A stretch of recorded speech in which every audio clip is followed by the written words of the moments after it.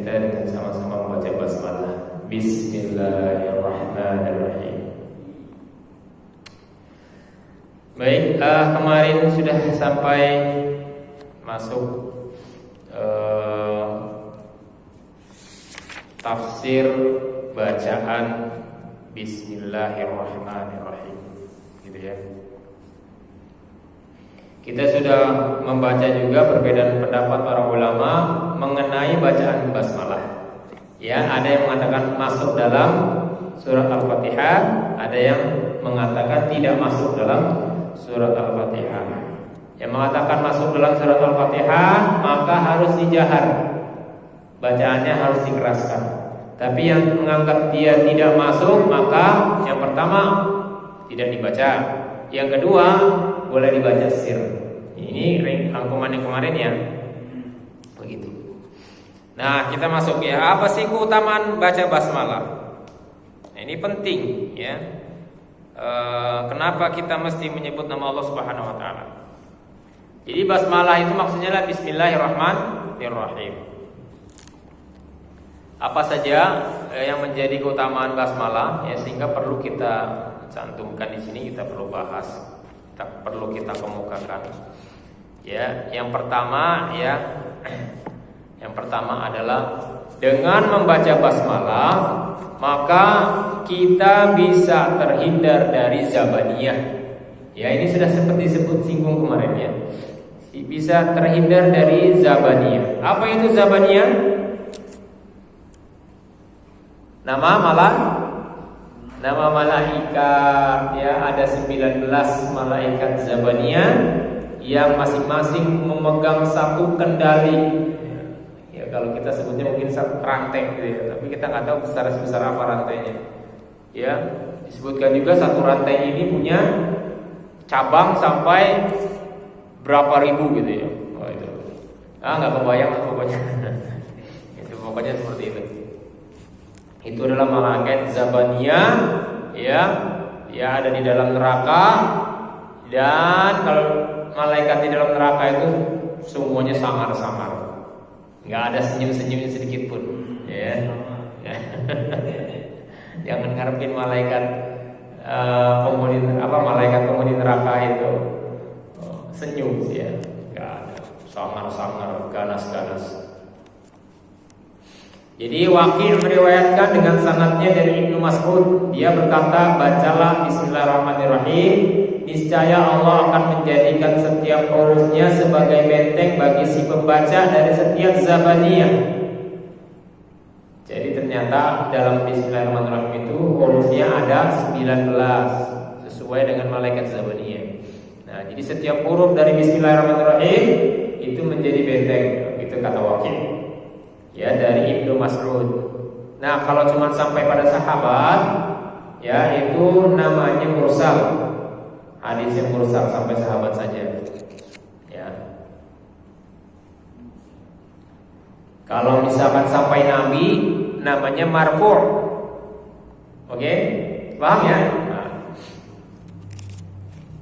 Nah, itu dari sampai Ibnu Mas'ud. Keterangan itu diceritakan pula oleh Ibnu Athiyah dan Al-Qurtubi, tabi'innya, tabi'in. Kemudian Ibnu Athiyah menunjang dan menguatkan keterangan itu dengan hadis, ya. Faqad ra'aitu bid'atan wa thalathina malakan yabtadirunaha liqaulin ar-rajul Rabbana walakal hamdu hamdan katsiran thayyiban mubarakan fi. Jadi ini penguatan mengenai ada 19 huruf ini dan tiap hurufnya itu bisa mencegah zabaniyah, itu karena ada hadis lain yang menceritakan tentang manfaat masalah jumlah huruf, yaitu saat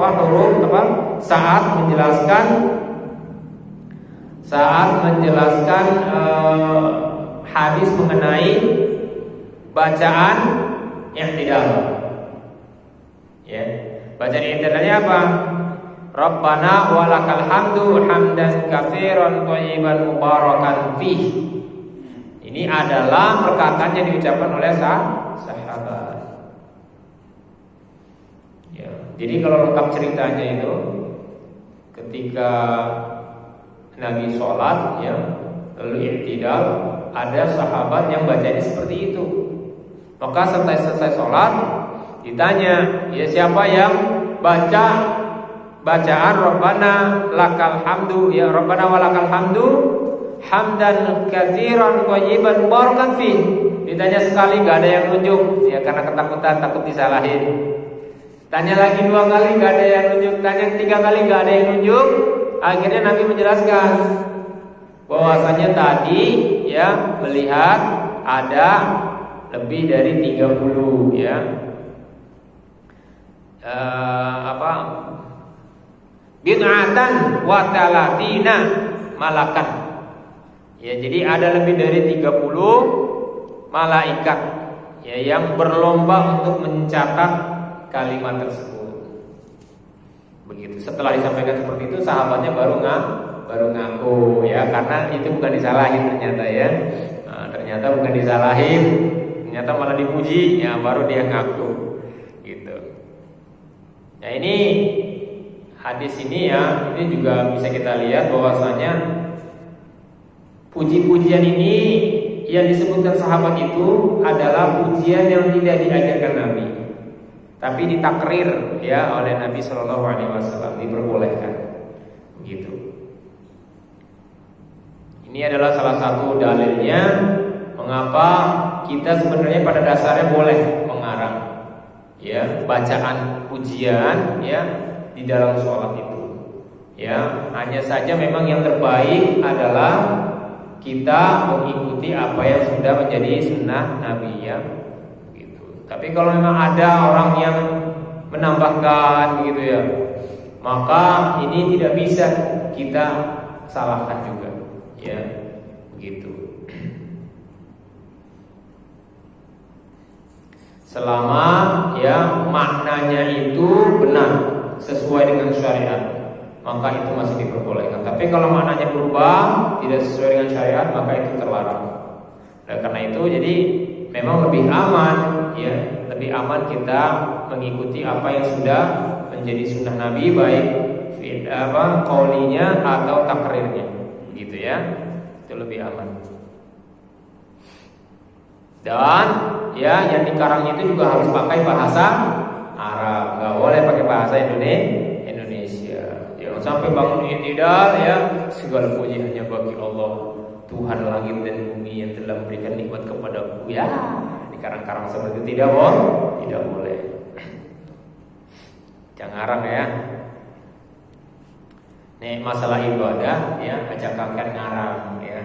Masalah ibadah ya itu sebisa mungkin semirip Nabi Shallallahu Alaihi Wasallam atau mengikuti apa yang sudah disampaikan, dikatakan oleh Nabi. Tuh ya. Nah jadi itu masalah angka ya. Karena apa? Karena 30 lebih itu maksudnya di riwayat lain ada 33 malaikat ya. Karena apa? Karena jumlah kalimatnya ada 33 huruf. Begitu. Ya, Allah a'lam bishawab. Itu yang pertama ya, terbebas dari zabaniyah dengan baca bismillahirrahmanirrahim. Yang kedua, untuk mengecilkan setan. Setan kalau dibacakan bismillahirrahmanirrahim itu mengecil ya. Jadi sebesar lalat. Begitu ya. Nah, bagaimana hadisnya? Mari kita lihat. Ini diceritakan oleh An-Nasa'i, diriwayatkan dalam kitabnya Al-Yawmu wal Lailah ya. Dan Ibnu Mardawi dalam tafsirnya dari hadis Khalid Al-Haddad dari Al-Mujami dan dari Abu Malik bin Usama bin Umair dari ayahnya, dia berkata, nah ini dari Usama bin Umair dari ayahnya. Jadi ayahnya Usama. Siapa ayahnya Usama? Kan Usama bin Umair. Jadi siapa ayahnya? Dari Usama bin Umair. Jadi siapakah ayahnya Usama? Umair. Kan Usamah anaknya Umair. Usamah anaknya Umair. Berarti Umair ini ayahnya. Jadi kalau disebutkan Usamah bin Umair dari ayahnya, ya berarti dari si Umair itu. Cuman kita nggak tahu nih binnya Umair siapa, gitu ya. Jadi nama ayahnya berarti Umair. Dia berkata, aku membonceng pada kendaraan Nabi Sallallahu Alaihi Wasallam karena terjatuh. Ya. Aku berkata, ya, ketika jatuh tersebut, ya, ta'isa syaitan, katanya begitu. Ya. Ta'isa syaitan. Lalu disambung dengan kalimat biquwwatin soraqtu. Karena jatuh, dia nyalain setan. Ya, apa katanya? Ta'isa syaitan. Ya, celakalah setan, gitu ya. Biquwwatin soraqtu, dengan kekuatanku aku bisa mengalahkanmu. Karena bencinya sama setan. Ternyata malah kalimat seperti ini disalahkan Nabi, ya. Nabi bersabda, la taqulu hakadha. Jangan berucap yang demikian, ya. Jangan berkata yang seperti itu. Fa innahu ta'adhamu hatta yakuna kal bait. Kalau kamu berkata seperti itu, maka dia akan besar seperti rumah, sebesar rumah, ya, kal bait. Malah dengan kata-kata yang seperti itu, setannya malah makin besar. Itu padahal bahasanya masih lumayan bagus, ya. Celaka setan, ya, aku bisa ngalahin kamu. Kebayang gak sih kalau misalkan ternyata pas jatuh keluarnya yang aneh-aneh, yang ragunan-ragunan, kesebut semua hewannya. Dari, ya, gak usah disebut. Ya, atau enggak misalkan asem gitu, ya. Dia pengen ngomong as yang lain, ya. Tapi karena takut salah jadi asem, gitu ya. Tapi sama aja, nggak ada maknanya, ya. Maka kata-kata seperti ini hindari, karena ketika kita mengucap kata-kata yang bukan menyebut nama Allah, setan yang menjadi besar. Kalbaiti, sebesar rumah. Yaitu kalau ada rumah, oh setannya di sebesar itu. Padahal mungkin tadi badannya sama kayak kita, tapi gara-gara kita mengucap seperti itu jadi makin besar. Kalau makin besar maka godainnya makin kuat. Ya la taqulu hakadha fa innahu ta'ala hatta yakuna kal baiti. Walakin qul bismillah. Ya, jangan katakan seperti itu, tapi katakanlah bismillah. Ya, katakanlah bismillah. Fa innahu yasghuru hatta yakuna kadzubabah. Maka dia akan mengecil hingga sebesar atau sekecil lalat.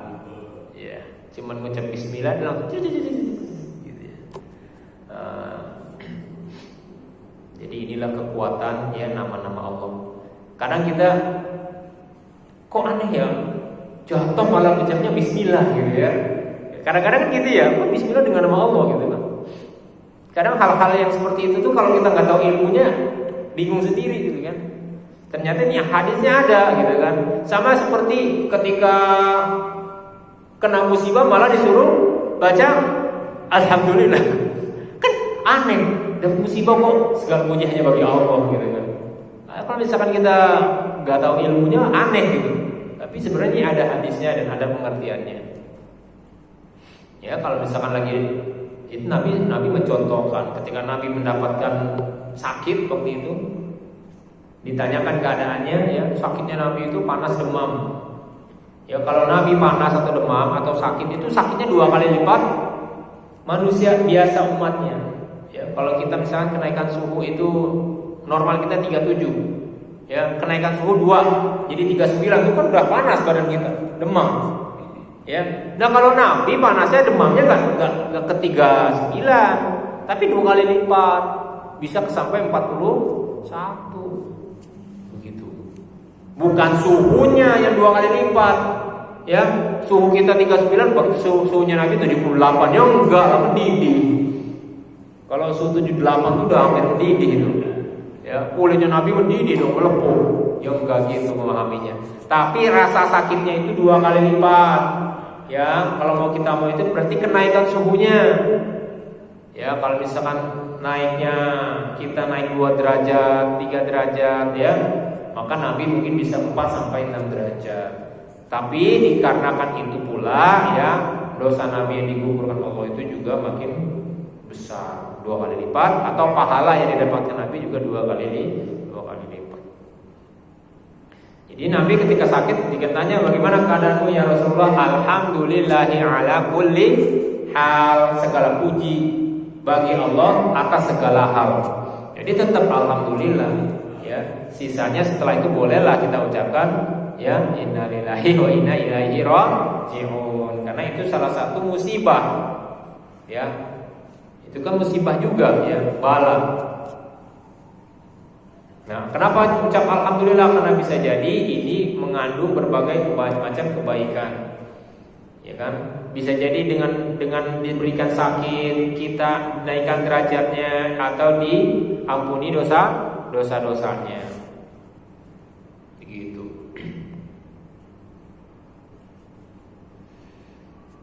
Ya, jadi begitu ya. Itu adalah yang kedua, ya. Lalu yang ketiga, ya keutamaan basmalah. Kenapa kita harus sering-sering baca basmalah? Yaitu untuk menyempurnakan amal soleh. Ya, dalilnya apa? Dalam sebuah hadis Rasulullah SAW sabda, "Kullu amrin la yubda'u fihi Bismillahirrahmanirrahim fahuwa ajzam." Barang siang segala perkara yang baik, maksudnya ya ini kullu amrin, maksudnya amrin soleh ya, segala perkara yang baik yang la yubda'u fihi bismillahirrahmanirrahim, tidak dimulai dengan bacaan bismillahirrahmanirrahim, fahuwa ajzam, maka dia tidak sempurna atau cacat gitu ya. Itu makanya kita mau baca, mau mulai ini kajian misalnya, ini kan amalan soleh, maka kita baca bismillah. Mau makan ya, Nabi mencontohkan ya, kul samillah ya, terus biyaminika ya, makanlah dengan ucapan bismillah, makan pakai tangan kanan dan yang terdekat gitu. Kalau makanannya sejenis ya, kalau makan bareng-bareng ya, di sini nasi tengah-tengah bareng-barengnya, tumpengan bareng-bareng gitu ya. Lalu sekitarnya ada lauk pauk, ternyata lauknya mungkin ya di situ ada tahu, ada tempe, ada ayam. Di sebelah sana juga ada tahu, ada tempe, ada ayam gitu ya. Ayam di sini juga ada yang dekat. Di sana juga ada ayam yang agak jauh. Jangan ambil yang ayam yang jauh, ambil yang dekat. Lain halnya kalau di sini tempe, tahu, timun, di sana ayam, terus bebek. Ngomongin makanan ya, itu memang lagi bicara makanan ya. Bebek, terus sate, ya. Mau ngambil ayam nggak apa-apa, gitu, karena memang makanannya beda jenis, gitu, nggak apa-apa walaupun jauh, gitu loh. Tapi kalau makanannya sejenis, nah itu jangan ambil yang jauh. Jadi kesannya kita maruk, lihat kayaknya itu ayamnya kayaknya lebih gede gitu kan. Ini ayamnya lebih gede nih, kita ambil yang itu. Nah, kelihatan itu maruknya ya. Tamak serakah gitu ya. Gitu. Nah, jadi dengan membaca basmalah atau bismillahirrahmanirrahim atau bismillah singkatnya, maka insya Allah akan menyempurnakan amalan soleh kita. Begitu juga ya, salah satu itu tadi makan ya, wudu, begitu juga wudu. Saya juga belakangan ini baru tahu ada hadis ini ya. La wudu'u liman lam yadhkur ismallahi alaihi. Tidak ada wudu ya kecuali yang tidak dibacakan nama Allah atasnya. Tidak ada wudu yang bagi siapa yang tidak mengucapkan atas nama Allah atasnya. Maksudnya bagi siapa yang enggak baca bismillah atau nama Allah yang lainnya, yang alhamdulillah gitu, maka tidak ada wudu. Wudunya kurang sempurna. Ini hadisnya hasan. Ya, maka ulama ada yang mewajibkan baca basmalah, ada yang mensunnahkan. Meninggalkannya berarti makruh. Cuman kalau saya pribadi melihatnya, hadis ini memang tidak banyak diketahui ya. Tapi nggak tahu, panjenengan sudah pernah dengar hadis ini? sebelumnya? Belum ya.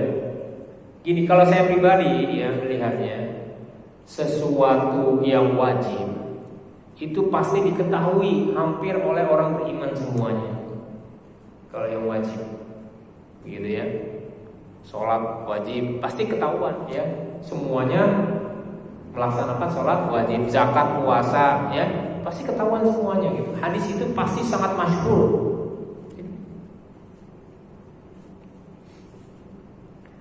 Ya, jadi kalau hanya sebagian orang saja, nah ini kemungkinan jatuhnya sunnah atau sunnah muakkad, begitu. Coba mohon maaf, saya pengen tahu saja, ini hadis ini yang sudah pernah dengar siapa ya, boleh tahu? Pak Haji sudah pernah dengar? Belum. Jenengan sudah Pak? Pak Selamat sudah pernah dengar? Kalau jenengan Pak ini pernah dengar sekali. Oh iya, itu ya. Iya. Nah, jadi dari sini kita bisa lihat ya, kemungkinan besar ini apa? Walaupun disebut lautu liman lam yadhkur ismallahu alaihi, maka iya, la liman lam yadhkur ismallahu alaihi. Maka tidak ada wudu bagi orang yang tidak mengucapkan zikir atas nama Allah. Maka ini disifati hukumnya adalah sunnah atau sunnah muakkadah. Tapi ulama memang ada yang bilang mutlak itu wajib. Ya. Saya juga dengar ini baru karena dengar Ustaz Adi Hidayat waktu itu. Ya. Bisa-bisa kalian itu kita ini nggak sah sholatnya karena kita tidak membaca nama Allah ketika mau wudu katanya. Saya baru dengar itu kan, akhirnya saya cek memang ada hadisnya seperti ini. Ya. Tapi memang ulama berbeda pendapat, ada yang mengatakan wajib, ada yang mengatakan sunnah. Begitu ya. Nah, jadi ini untuk menyempurnakan amalan soleh itu yang kedua apa ketiga barusan? Ketiga, iya. Lalu apa? Yang keempat ya, mencegah setan ikut makan makanan kita. Nah, itu. Pernah kita tahu ya, kalau bismillah awaluhu akhiruh pernah dengar? Nah, kalau kita makan lupa baca basmalah ya, maka kita baca bismillahi awaluhu wa akhiruhu. Ada yang mengatakan bismillahi awalihi wa akhirihi. Ya, jadi hadis yang lain juga ada. Nah, itu apa? Rasul ketika mengucap itu, ya, ada seseorang yang mengucap itu tertawa Rasulullah. Ya. Ini sebenarnya bukan perkataan Rasul ini awalnya, ya, tapi perkataan sahabat yang dia pas setelah makan lupa baca basmalah, di akhir makannya ya, dia baca itu bismillah awwaluhu wa akhiruh. Maka Rasulullah seketika itu ketawa. Kenapa? Karena Rasul melihat ketika dia belum baca bismillah, setan makan bersama dia. Ya, ketika dia baca bismillah awwaluhu wa akhiruh, maka setan memuntahkan seluruh isi makanannya. Maka ketawalah Rasulullah SAW, gitu ya. Itu diceritakan. Oleh karena itu, baca bismillah sebelum makan ya. Biar apa? Setannya enggak ikut makan. Ya, setannya nggak ikut makan. Nah, bukan hanya itu, masuk rumah juga begitu. Masuk rumah, biar setannya nggak masuk, kita baca bismillah. Ya, gitu. Nah, ini dalilnya adalah qala iblis. Iblis berkata, "Kullu khalqika bayanta." Ya. Kullu khalqika bayanta rizqahu. Kullu khalqika bayanta rizqahu. Semua ciptaanmu sudah engkau jelaskan rizkinya. Ya. Fa fima rizqi, lalu di mana rizkiku?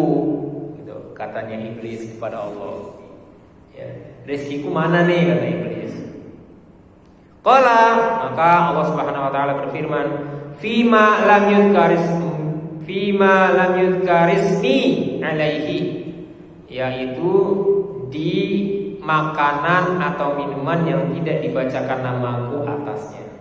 Jadi rizkimu itu ada di sana. Kalau ada makanan yang tidak dibacakan bismillah, maka dia dimakan bersama dengan iblis ya, dan bala tentaranya itu setan.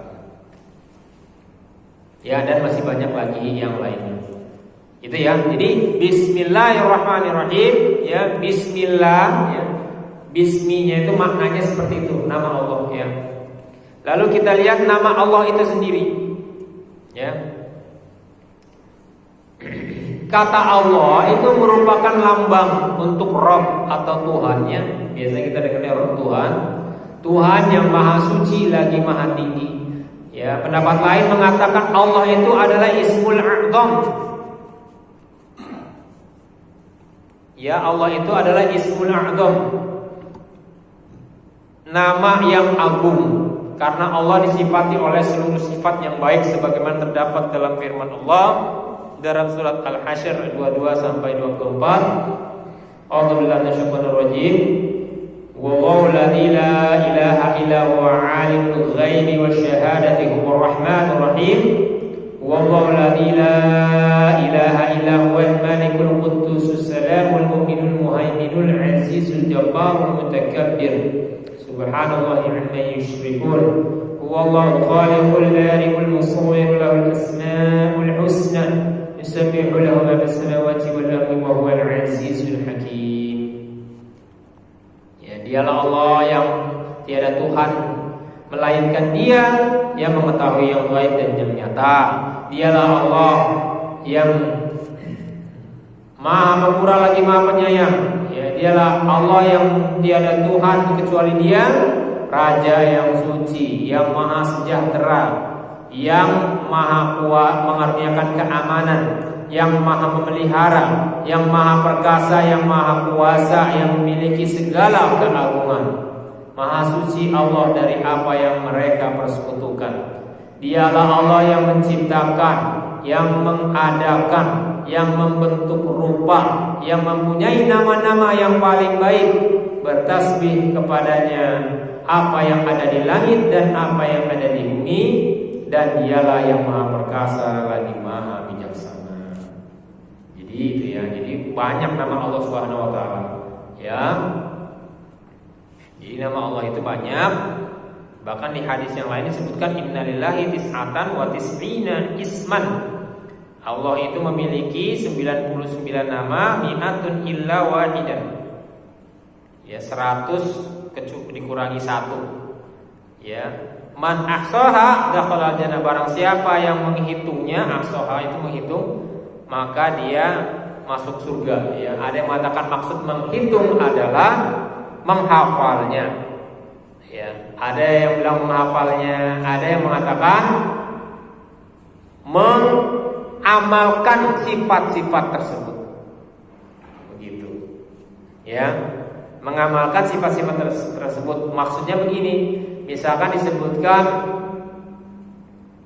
tentu sifat-sifat yang gaib dan yang nyata ini kan tidak bisa ya. Ya, misalkan Maha Pemurah, Maha Penyayang, maka kita menjadi orang yang pemurah terhadap orang lain dan juga menyayangi orang lain, gitu loh. Ya, barang siapa yang bisa meniru sifat-sifat Allah yang bisa ditiru, gitu maksudnya. Walaupun kita sesekali tidak akan pernah bisa menyamai Allah Subhanahu wa taala. Lalu misalkan Maha memelihara, maka kita mungkin kita memelihara anak yatim, misalkan Maha memelihara. Lalu misalnya Maha mengaruniakan keamanan, maka kalau misalnya ada seorang kita lindungi, ya kalau misalnya kita punya kekuatan, maka kita lindungi orang-orang yang baik kita. Lalu misalnya yang Maha Kuasa, begitu ya, maka kita gunakan kekuasaan kita untuk kebaikan. Yang Maha apalagi yang bisa kita ini ya. Pokoknya yang sifat-sifat yang bisa kita tiru dari sifat Allah, walaupun kita sesekali tidak bisa menyamai Allah. Nah, ada yang menyatakan itu maksud dari ahsaha.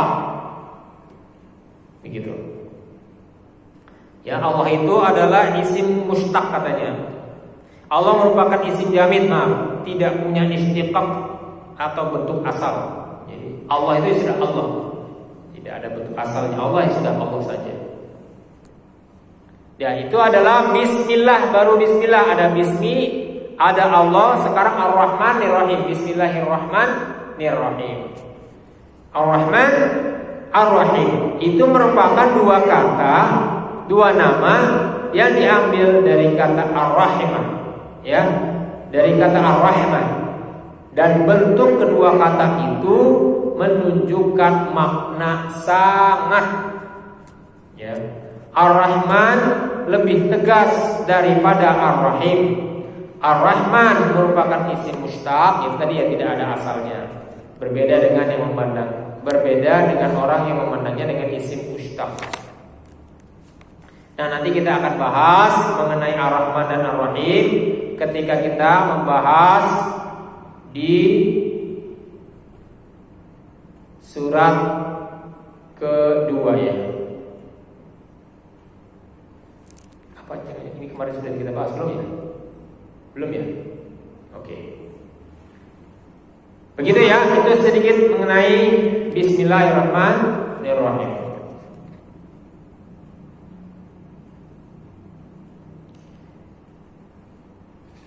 Berapa menit lagi biasa?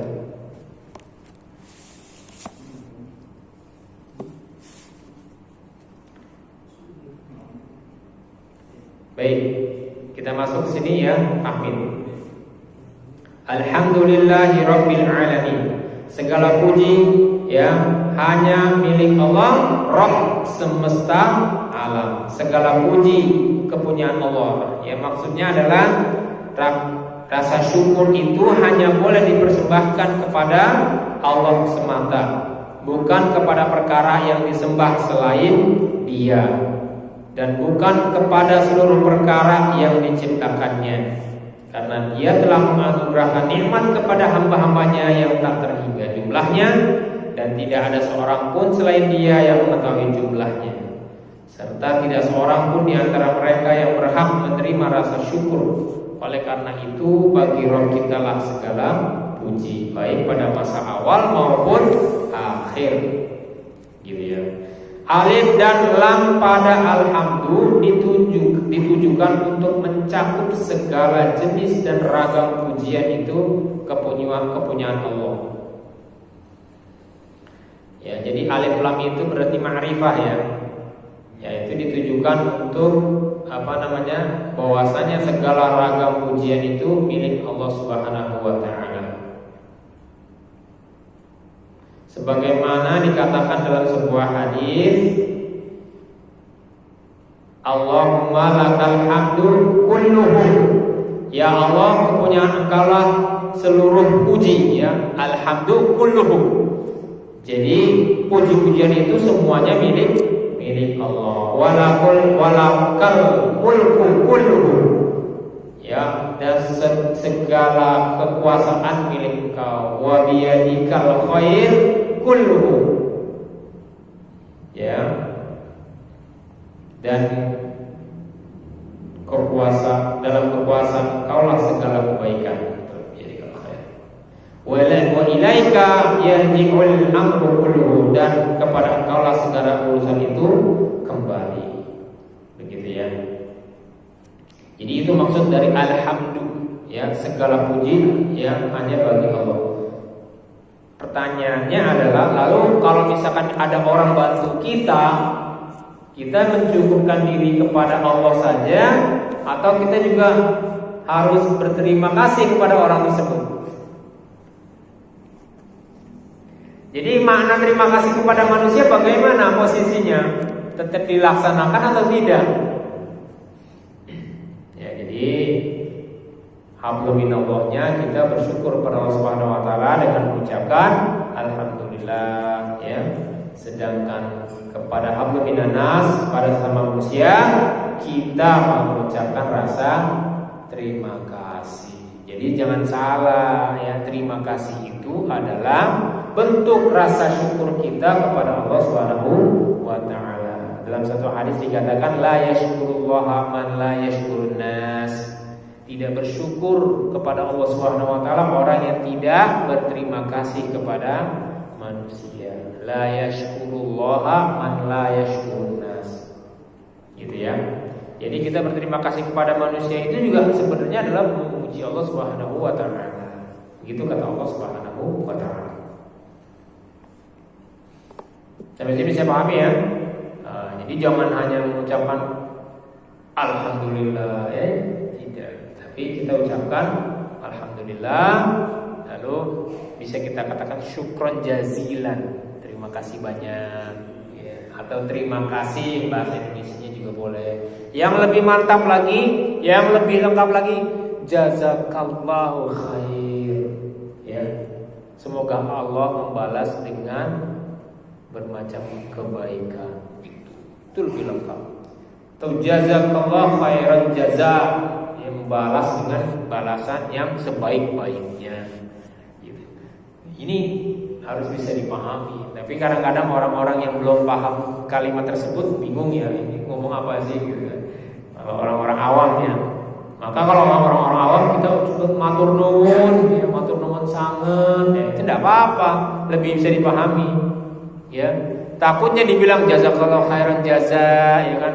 Tapi orang awamnya bilang, bukannya bilang terima kasih malah pakai bahasa Arab apa enggak ngerti ya kan, gitu takutnya. Padahal jazakallahu khairan jaza itu lebih baik daripada matur nuwun sanget ya. Itu donga, doa biar dapat balasan yang lebih baik lagi daripada yang diberikan gitu loh.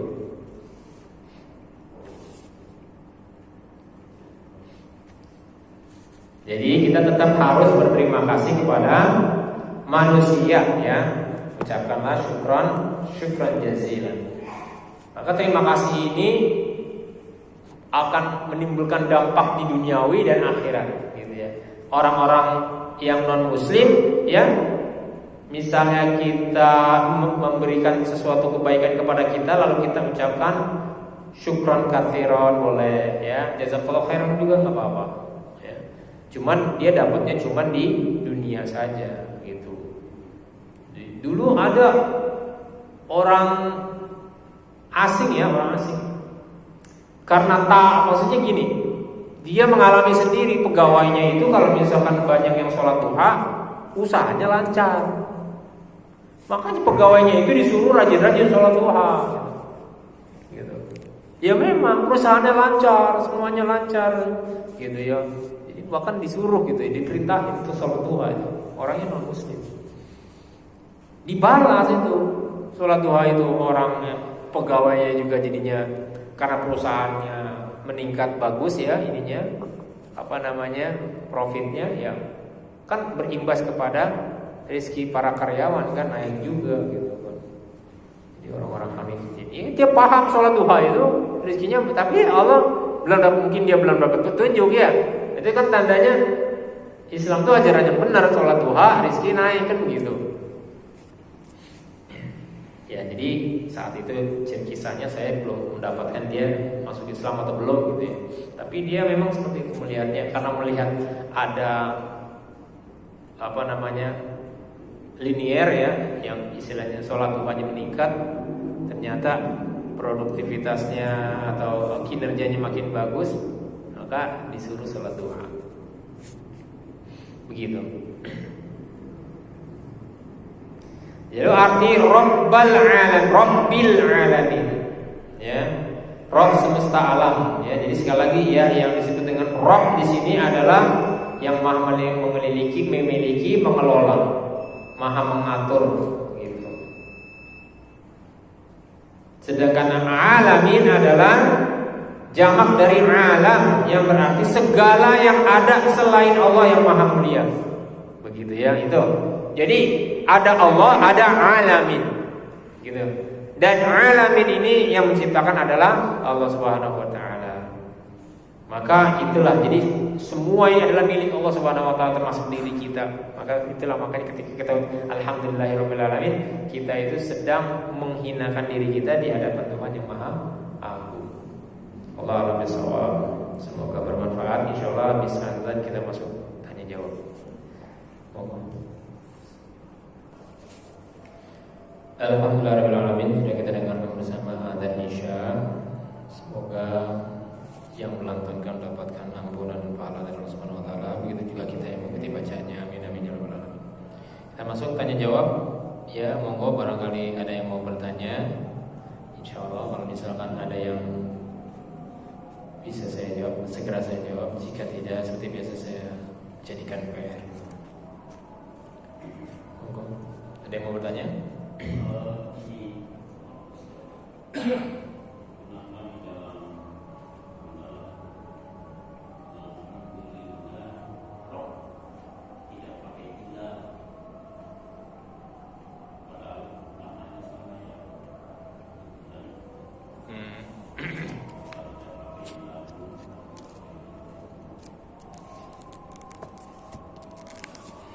Jadi pertanyaannya adalah kenapa pada kata Alhamdulillah Rabbil Alamin begitu ya. Jadi kalau misalnya kita lihat di sini ya, kenapa kok nggak ada lillahi ila Rabbil Alamin? Kenapa bukan Alhamdulillah ila Rabbil Alamin gitu? Ila Rabbil Alamin. Sebenarnya kan kita ingin menyatakan tujuannya. Ila itu kan kepada kan gitu ya. Ila apa ila? Ila bukan Rohnya itu tidak pakai ilahu. Oh begitu maksudnya. Kalau yang seperti itu ya wallahu a'lam bishawab, saya nggak bisa jawab karena ini memang sudah firmannya Allah seperti ini ya. Itu adalah pertanyaan yang kalau saya pribadi akan saya jauhkan gitu ya. Karena kita tidak usah mempertanyakan hal itu sebenarnya ya. Karena apa yang sudah diturunkan Allah Subhanahu wa taala itu baik dari susunan kalimatnya, maknanya, nahwu sorofnya itu sudah yang merupakan kalimat terbaik ya. Jadi takutnya kenapa nggak kita tambahin ilahu gitu kan? Nah ini biasanya nanti ada kekacauan dalam tata bahasanya nanti, gitu ya. Ada kekacauan dalam tata bahasa. Yang seperti inilah yang sudah yang terbaik dalam hal memuji Allah Subhanahu wa taala ya, dan Rabbil Alamin. Paling itu sih Pak ya yang bisa saya jawab.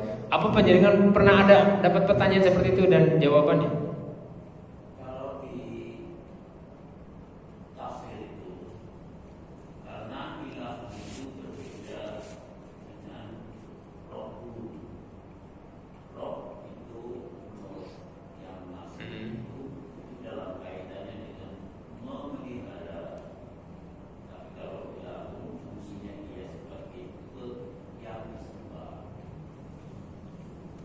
Begitu saja. Iya. Iya, itu adalah tambahan informasi ya dari salah satu tafsiran yang pernah dibaca oleh Ustaz Wahidin ya. Ustaz Wahidin. Oke. Jazakallah khairan. Monggo ada lagi yang mau bertanya?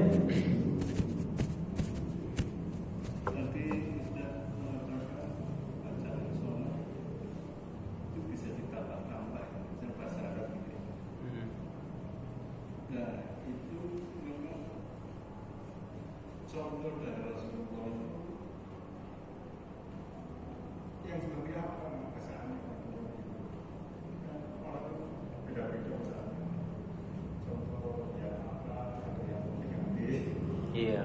Boleh. Iya. Boleh nggak? Iya.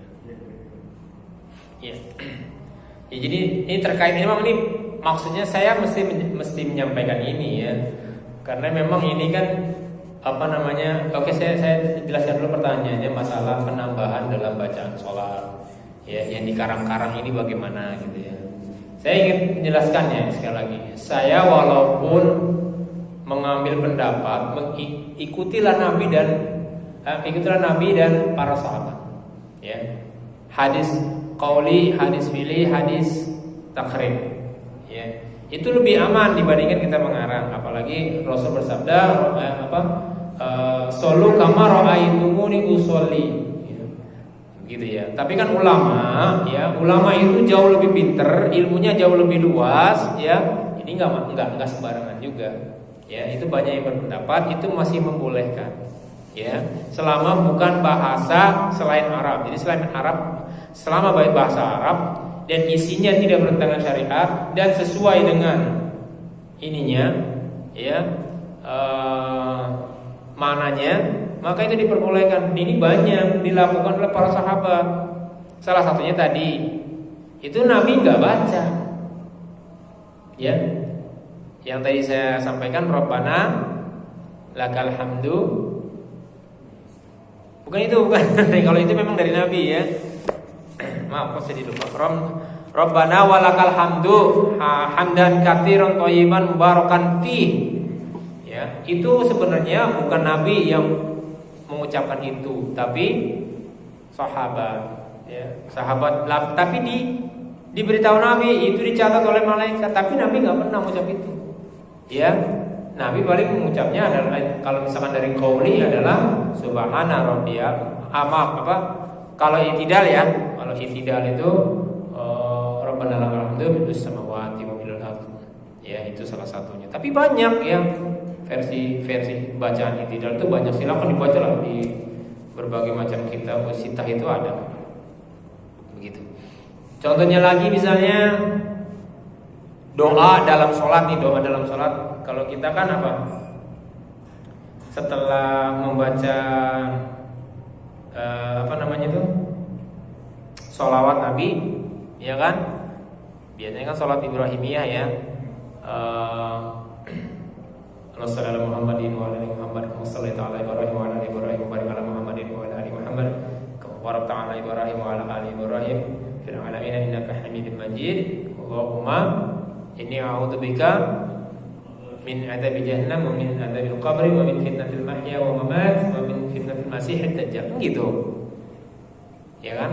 Lah pernah ditanya, ya, Nabi nanya kepada salah seorang sahabat, "Kamu kalau misalkan doa bacaannya apa?" Ini kan masih di dalam sholat dong. Ya, aku memohon perlindungan dari neraka dan mengharap surga. Ya. Lalu apa kata Nabi? Ya, sekitaran itu pula lah kita berdoa, gitu.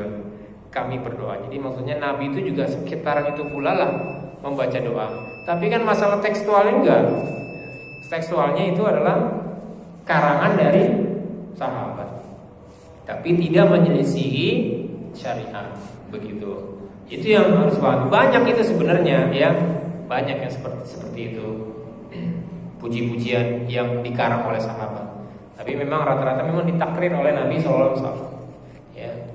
Ada yang mengatakan, ya dulu zaman Nabi, gitu kan. Ada yang benerin, gitu kan. Nah, yang perlu saya luruskan di sini adalah kalau memang Nabi khawatir jadi bid'ah, ya, tentu Nabi itu tidak akan mengumumkan takrirnya.